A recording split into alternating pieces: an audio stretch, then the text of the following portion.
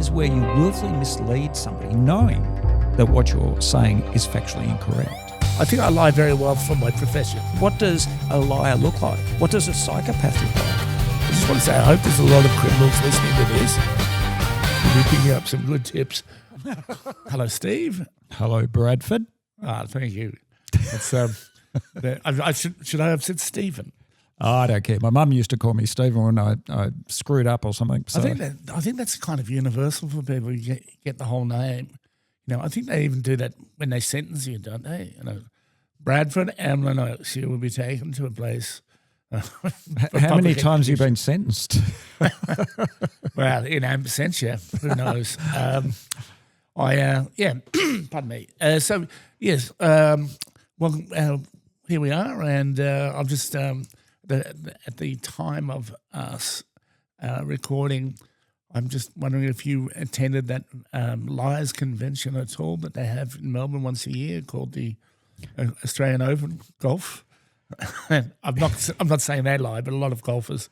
Well, actually, funny you should mention that. I used to play with a guy, and we used to call him Leadfoot. You'd be playing a par 4 or something, and you'd say, "Hey Russ, what's your score?" He goes, 5. I go, hang on a minute, one drive, your second was into the sticks. Then there were another 2 after that, and then there was another chip which went across the green into the bunker. Then there's a bunker shot, and I'm getting up to about 7 now. And one of the guys just happened to see him kick the ball from under the tree, which is a big no-no. Yeah, because you're really only cheating yourself, aren't you? So anyway, it's a different code as well, isn't it? Well, it is. It's like, I mean, my golf buddies know better to lie to me about their score. Of course they would. They'd do it where I'd imagine they'd do it where they knew you couldn't see them from behind a tree or something. Well, I'm a 4. Yeah, but when you know their skill sets are not up at that level, you know that they're bullshitting you.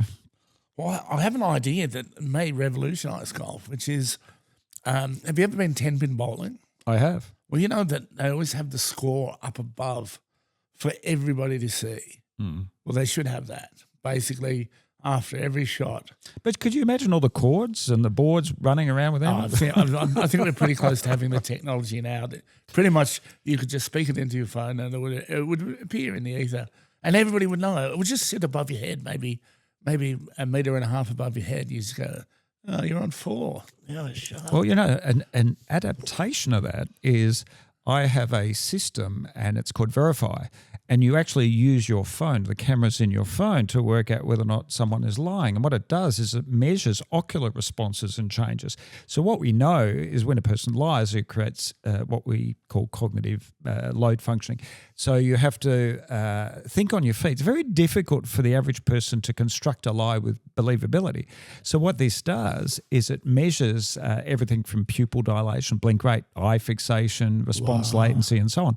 So you could adapt that. So you'd say, "Hey, Steve, what'd you get the last hole?" And I go 5 and go, "Bum, bow," or something like that. So, I mean, you know, it's amazing. I don't know if I ever told you this story, but I went to the I was always interested in psychological profiling, and I went to the FBI. This was back in 97, and I toured the engineering research facility. And back then, they had the technology. I'll never forget this. They took me through all their latest gadgets and stuff, and they had back then it was a research budget. I think it was about $1.8 billion. So they could seize boats, cars, planes, and they can use it in their own undercover operations. Yeah. So anyway, so I'm standing out in this area, and one of the guys says, "Just stand over there." And it was a cloudy day, and we're going back to 97. And at the end of my tour, they showed me a satellite photo that they took of me, and it was a cloudy day, and they had filters which penetrated the cloud, and you could clearly see it was me standing on this block, and that was in 97. Wow. So imagine the technology available now. Yeah. How long were you there for? Several times, but the first time I went there, I sort of fell into polygraph testing purely by accident because I was interested in the profiling side of things. Back then, the psychological profiling, believe it or not, was 18 months. I didn't do that training. I was more interested in what we call adaptive interviewing. So it was interviewing somebody, but listening to what people say, how they say it, but also finding whether or not they're avoiding themselves out of the narrative, but asking those behavioural analysis questions that look for certain responses. Yeah, because we don't do polygraphs in this country, do we? Oh, we do. There's about I am an examiner. There's about 4 or 5 in the country. But sorry, are they legally admissible? No. Look, I worked on a particular case in WA. Actually, I was asked to fly to Casuarina Prison, where I did a polygraph test on a guy called Andrew Mallard. Now, I don't know if you remember this case, but he was in custody. He was convicted of the murder of Pamela Lawrence and was in custody for about 11, 12 years, from memory. And the prosecution case was abysmal. It really was. And I'm usually consulted by police departments. This case, it was by the defence. And they had wanted me to do a test, and it was on 2 issues. They never found the murder weapon, and secondly, they wanted to know whether or not Andrew Mallard was involved in the homicide. Now, one of the investigators in charge, Dave Capepoint, later become the lead investigator in the Claremont serial killer investigation in Perth. And but it was a very weak case, and he had I would say very not a good lawyer, let's put it that way. Right. And he was convicted. They never found the murdered weapon, and he was interviewed by an undercover. I know because I read the brief. And he was off his face when he was interviewed. I mean, even that, the legality of having that record of interview or that undercover interview used was somewhat questionable. But anyway, long story short, he passed the test, and then it was the first time in the history of Australia that they tried to admit polygraph evidence at that level. So I had to jump the witness box at the Court of Criminal Appeals, Court of Criminal Appeal in WA. 3 Supreme Court judges, and they said no, and it went to the High Court. And it was a 2-1 majority verdict against. And as you know, the lower courts are bound by the decisions of the higher courts. Having said that, though, I've done 89, 90 homicide polygraph tests for the homicide squad here in Victoria, major crime squad in South Australia, and AFP. So they use it as an investigative tool in the absence of other forensic, scientific, medical or corroborative evidence. Well, this is just a joke for older Australians, really. So I presume that if you're on a polygraph and somebody's lying, that's polywaffle, which is, if you don't know, is a history of, I don't even know if they make them anymore, but it's a very, very nice chocolate treat.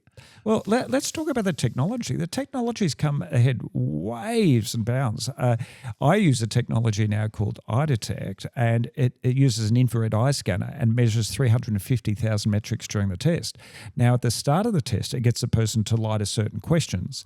It records that data. Then later on, when the questions are asked about whether or not he's stabbed or shot or whatever, it then uses a comparative algorithms looking for similarities or differential between the two. So rather than polygraph just relying on increased heart rate or blood pressure, which can mean somebody's nervous, and we'll talk about some of the myths shortly.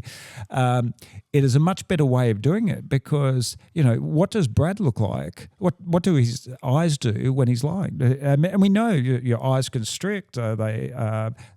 We see changes in blink rate. There's some research that shows increased prolonged eye closure, which is indicative of avoidance. There's a number of things that happen, but the technology now, I can get a result within 10 minutes and you're not relying on heart rate because I've polygraph tested people who've been incredibly nervous. Their heart rate's 120, 130 beats per minute and above. But they could have just been attracted to you as well. They would put their heart rate right up. If you saw some of my clients, you wouldn't be saying that, of course. I love the way that I saw you reminisce then in your mind. I'd say that'd be an old school copper thing too, wouldn't it? That you kind of, when you are questioning somebody, you'd find something benign and just get them to lie on that so that you essentially know what they look like when they lie. Yeah, it's what the FBI call benchmarking. Yeah. So, one of the things I teach people is when they start is to benchmark and baseline behaviours and look for deviations from that normative behaviour. So if you haven't baselined, how on earth are you going to see changes? Yeah. And a lot of the time, we listen to what people say and we try to find fault with that. My argument is, what if that person's so well rehearsed in delivering that story? Yeah. and they've done it many times before, they may actually start believing the content of the story. Well, that's something that when I coach stand-up comedians, I say to them, it's helpful when you tell a story to believe it. I do a joke about how I grew up on a farm, right?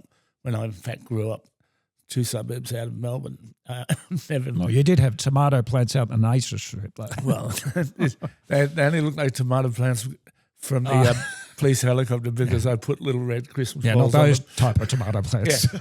Well, that happened when I was living in Northcote in the 80s. I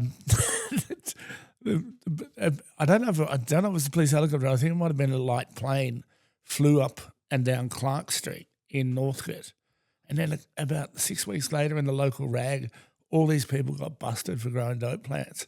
That's an expensive exercise. Well, yeah, but back then it was a major thing because, there was only one bust every 6 months or something like that. You know how we used to do it at DSG, District Support Group? We would drive up and down the laneways and somebody would be standing on the back of a ute. And they'd be looking over and sure enough you'd see these 10, 12-foot plants and go, that's a beauty. Technology, yeah. Well, I worked in the tax office when I left high school. And I do know this because you used to work with a friend of mine. Yes, Steve, yeah. And for all the technology, the tax office had back then, well, I don't know what they have now, but back then people were concerned because computers been introduced, but still the major detection was people dobbing in other people, and it was brothers dobbing in sisters and neighbours dobbing in neighbours and mates dobbing people in, and And that even happens in the drug world. I mean, you think about it, like what's the best way to knock off your opposition? Tip in your opposition to the drug squad and eliminating the your field. Yeah, so honour amongst thieves. Well, that's it. So that's benchmarking. That's I suppose still used. Yeah, look, very much so. I went through 2 police departments and detective training school, and I used to think I was a pretty good interviewer until I learned more about adaptive interviewing. Sometimes you might interview somebody, and a good interviewer is not just a question asker. A good interviewer is an analyst of human behaviour. If I'm asking you a question and all of a sudden there are a number of behaviours, you engage in blocking, concealment behaviours, you sidestep the issue, don't answer the question, you exclude yourselves out of the narrative, all that sort of stuff. They're all indicators that I think, well, hang on, what is it about that question that become a threatening stimulus, but you still didn't answer it? Yeah. Right. So there could be reasons. I mean, I could be asking you questions. I remember I worked on one particular homicide case and I was asking questions and this guy seemed really evasive. It turned out that he was actually having an affair with the victim. Yeah. So let's talk about. So could I just one last thing just on that technology on the phone with the retinal scan, is it? Yeah. So I could then say if I went in the 7-Eleven and I said to them, do you have any Cadbury family blocks? And because he couldn't be bothered putting them out, he said no. My phone could go, he's lying, because it's just, I've got it in my pocket, just having a look at his rent. I'm talking about maybe 5 years from now or something like that. This would just be an app. Well, yeah, I mean, look, down the track, I mean, holistically, you'd need to look for a number of things, not just like loss of eye contact. Let's talk about some of the myths. Okay, cool. What's, one of the biggest myths I hear all the time is liars avoid eye contact. Mm-hmm. Well, that is BS, and let me tell you why. Even if I ask you a question and you look away while you're cognitively recalling a historical event through sensory input, that doesn't mean you're lying. And, I do this on stage all the time. I get people up and say, who here thinks they're a great liar? And invariably you'll have someone put their hand up. I'll get them up and I'll ask them a question and they'll look away. And before they look or after they look away, I'll stop, don't answer that question. And it proves that loss of eye contact is not indicative of deception but of neurological recall. So holistically, what about confidence? You're talking to somebody who maybe never had any dealings with the cops, may feel a bit, threatened, may feel nervous, may feel stressed. Doesn't mean they're lying. So loss of eye contact, what we need to do is, and I do this all the time, if I'm interviewing somebody, I'll ask them a number of historical questions where I know they've got to access the regions of past memory. And let's just say 3, 4, 5 times, they'll look up to their left. So they're recalling information. I'll make a mental note of that. Then later on, if they're fabricating or creating a false memory that never existed, in some cases they may look in the opposite direction. So they're accessing that creative side of the brain. That takes a lot of, like I said before, cognitive processing to make the story sound believable. But you have to invent it. You see, if you invent a story, you now no longer have memory to rely on. So therefore, you have to create a story, and then let's say it involves interaction with another person. Then you have to create another story on top of that story. So the more lies you tell, the deeper and deeper you get, and it becomes substantially more difficult to sound believable and credible. Okay, so pardon me, to listeners, it might sound like I'm just trying to be flippant and derail you, but I am always looking for holes in the system. And so if you were interviewing me and there was a huntsman spider just up on the left on the roof, and I had like a real problem with spiders, I would be looking up there all the time. Yeah. Okay, so that would maybe jump in the way of recognizing what I'm doing. So what I would be doing is let's say you're looking up there. Yeah. Usually, let's just say you're scared of spiders or I never whatever. looked up when you did that. Yeah, well, that's the point, right? Yeah. So I'd look up to see A, what's distracting you to start with. Right. B, remember how I said we'd be benchmarking behaviours? Yeah. If, say, for example, something was out of context or something that was not drawing your attention, well, then I'd expect, depending on your level of literacy and, how you communicate, your level of confidence and all that sort of stuff, to maintain some degree of eye contact. But if you're being distracted, well, that's a different issue altogether. Mm-hmm. But that's why it's so important. And the FBI teach their agents this, and that is, A, ask questions that they have to recall historical events.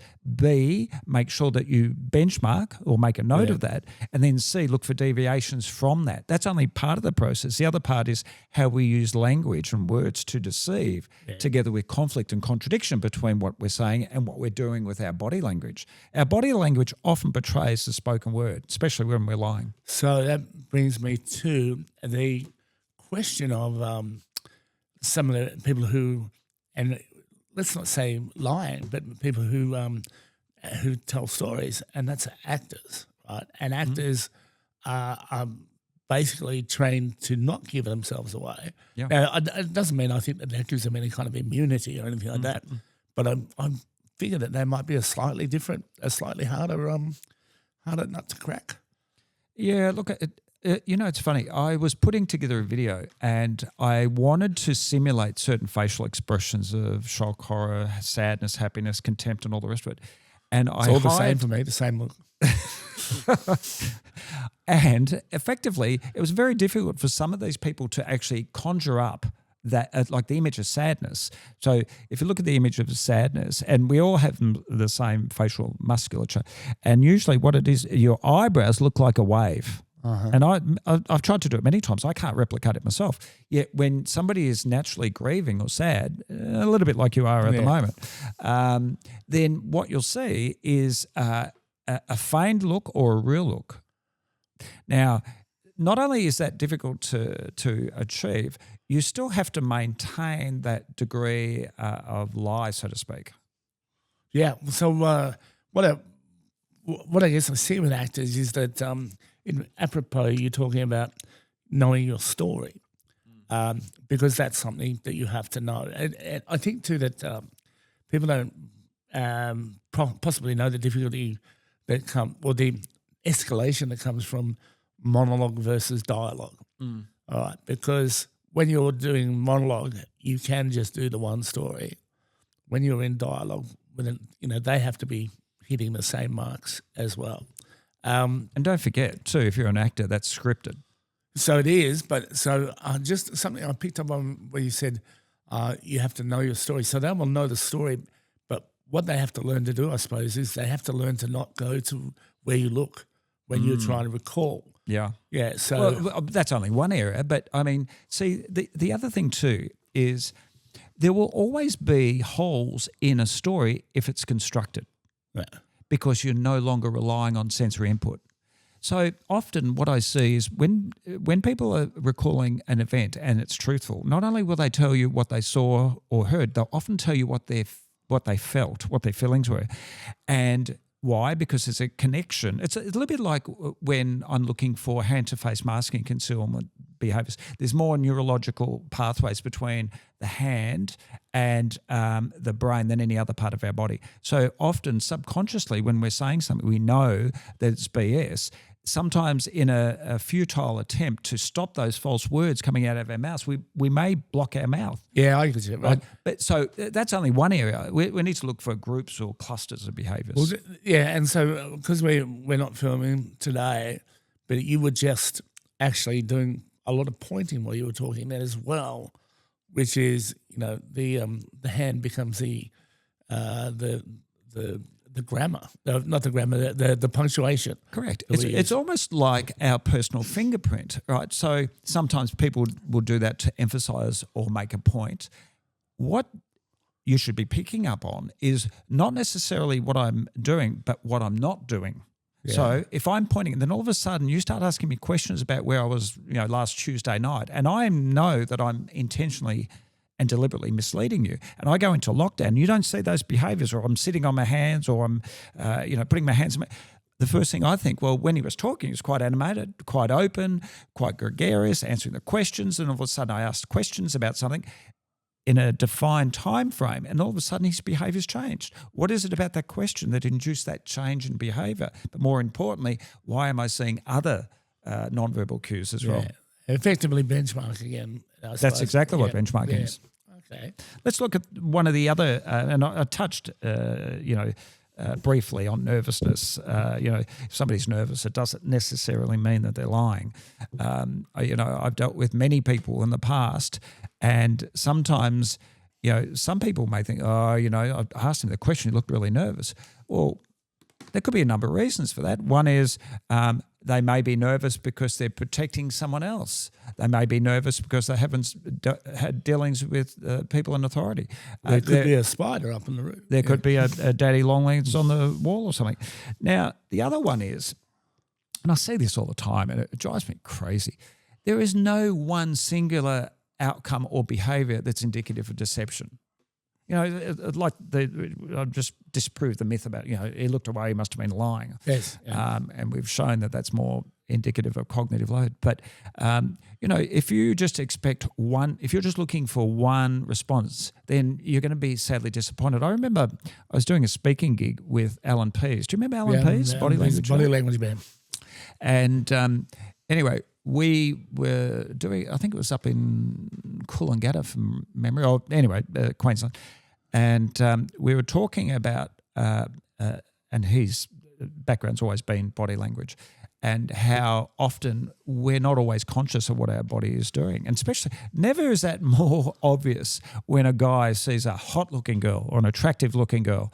Right? So we will engage in behaviours that signify our interest. Sometimes we, hook our thumbs in our jeans with our fingers pointing towards our crotch area, expand our chest out to make it look like we're bigger and surface area. We're doing bigger bench presses and all that sort of stuff.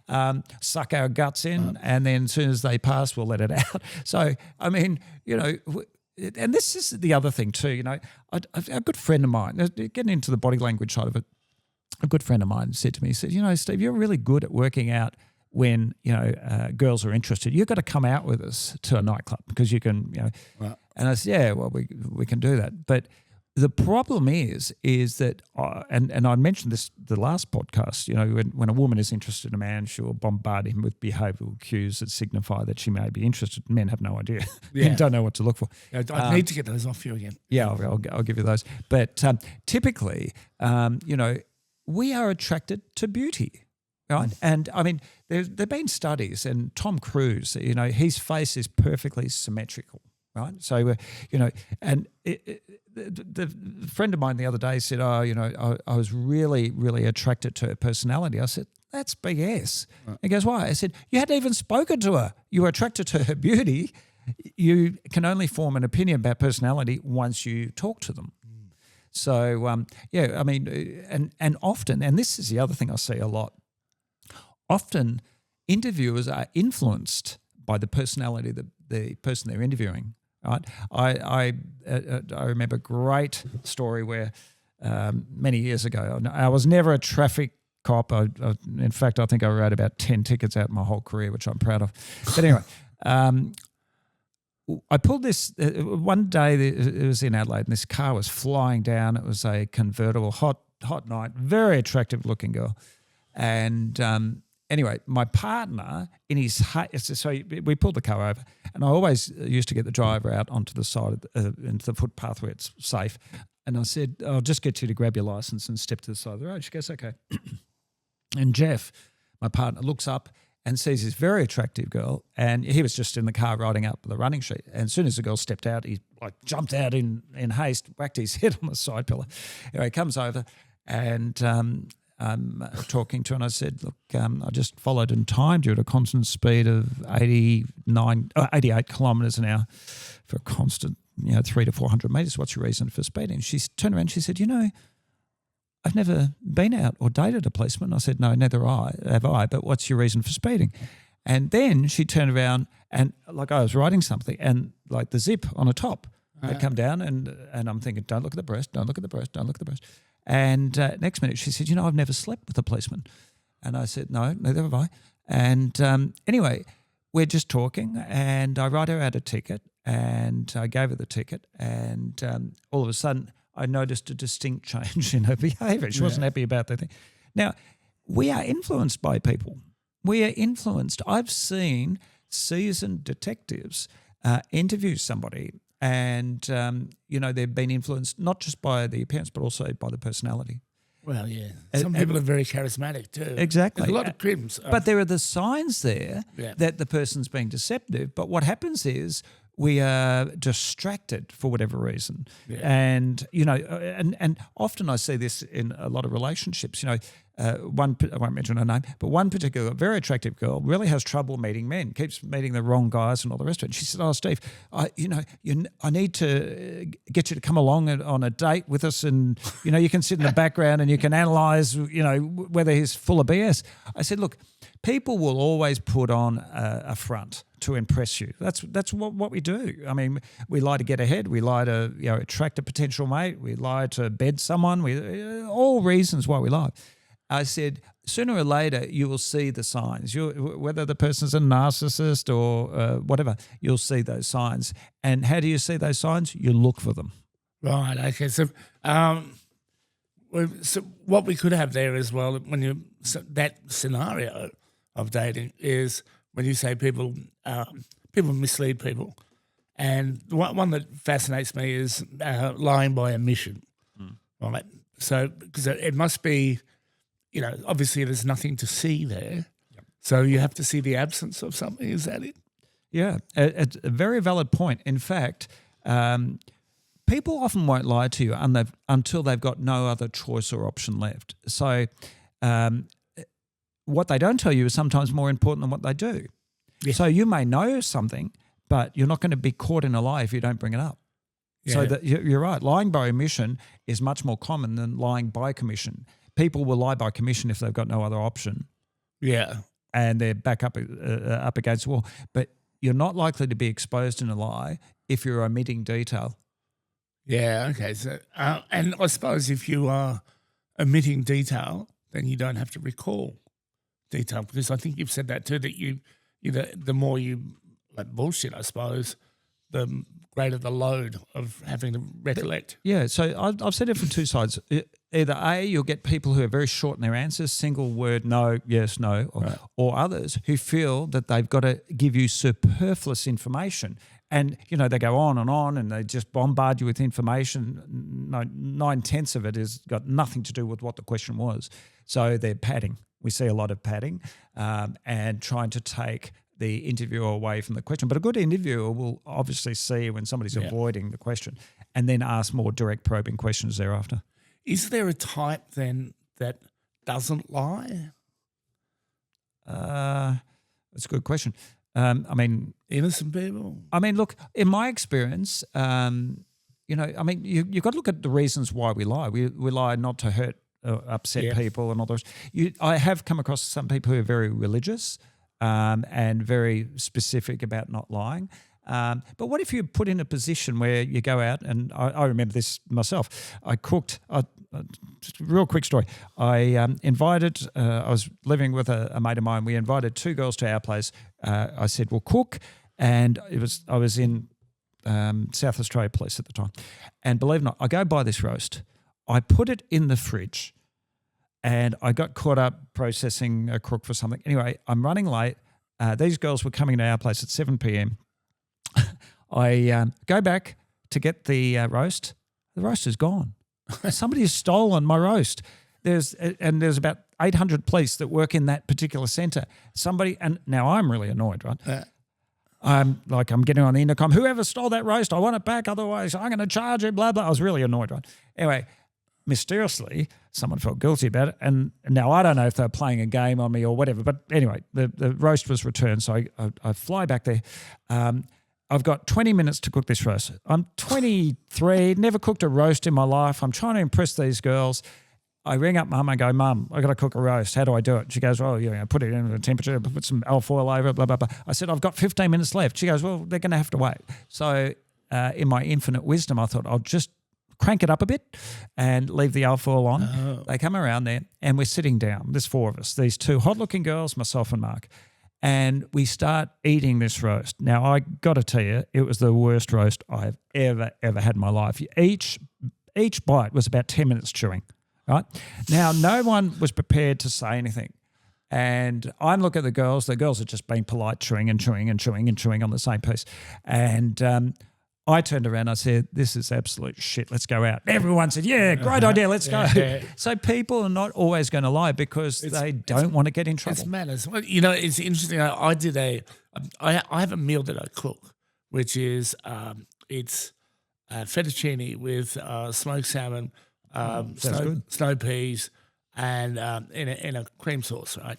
With a bit of cinnamon through the cream sauce, and pine nuts, roasted pine nuts. And I cook it, and I cooked it with this girl, and she was absolutely dead impressed. She goes, oh my God, you've gone to so much trouble. This must have taken you all day. And then I was doing a promo for a show I was doing at the Last Laugh, and I went on to Jeff Jansen's cooking show on Channel 9. Yeah. And Jancy goes, and he's a very funny man. He just goes, what are you going to do? And I said, I told him, and he goes, 5 minutes. And I said, I've done it in 7. And so we did it. And he said that while we did it. She rings me up a week later and goes, you bullshit. I thought, why do you care? Yes, we do. So you're exposed. I was exposed. But yeah, it was just, and I hadn't actually lied, but it was the sin of omission, because when she said this must have been so intricate, laborious to do, and I just it was nothing. Yeah, I want some of our listeners to get on board and send some of their stories, because there's so many funny stories out there. Yeah.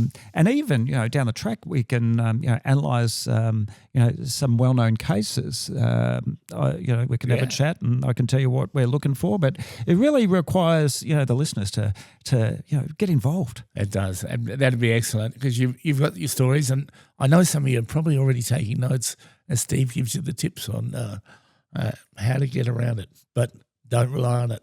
Okay, so I think that's about all we've got time for. Yeah. All right. Well, thank you very much, and I look forward to chatting again next week. It's fascinating. Speak soon. Cheers. I just want to say I hope there's a lot of criminals listening to this. You'll be picking up some good tips.